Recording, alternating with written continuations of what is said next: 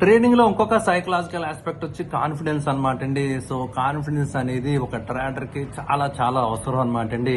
So అయితే మీకు ఆ కాన్ఫిడెన్స్ ఎప్పుడు వస్తుందండి? ఎప్పుడైతే మీరు ప్రాపర్ ఒక సిస్టమ్ ప్రకారం సిస్టమ్ బేస్డ్ ట్రేడింగ్ చేస్తారో, proper money management, risk management మీరు ఎప్పుడైతే ఫాలో అవుతారో, ఎప్పుడైతే మీరు ఒక బ్యాక్ టెస్ట్ చేసిన స్ట్రాటజీని మీరు ఇంప్లిమెంట్ చేస్తారో, రూల్స్ డివేట్ అవ్వకుండా ఆటోమేటిక్ గా మీ కాన్ఫిడెన్స్ అనేది మెయింటైన్ అవుతూ ఉంటుంది. ఒక్కొక్కసారి మీరు రివార్డ్ చేసుకోవాలండి, మీరు అప్రిషియేట్ చేసుకుంటూ ఉండాలి. మీరు మీ రూల్స్ మీరు అన్ని స్ట్రిక్ట్ గా ఫాలో అయ్యారు అనుకోండి, యూ హ్యావ్ టు ట్యాప్ చేసుకోవాలన్నమాట. ఒకసారి వెరీ గుడ్, వెల్ డన్ అని చెప్పి మిమ్మల్ని మీరు కాన్ఫిడెన్స్ మెయింటైన్ చేసుకోవడం అనేది చాలా ఇంపార్టెంట్ అనమాట. నా కాన్ఫిడెన్స్ లాస్ అవ్వకుండా మనం ట్రేడర్ కింద ఉండడం అనేది చాలా ఇంపార్టెంట్ అనమాట అండి. అది ఎప్పుడు వస్తుందంటే మీరు ఆ సిస్టమ్ డీవియేట్ అవ్వనంత వరకు ఆ కాన్ఫిడెన్స్ అనేది షేక్ అవ్వదు ఫ్రెండ్స్, రైట్?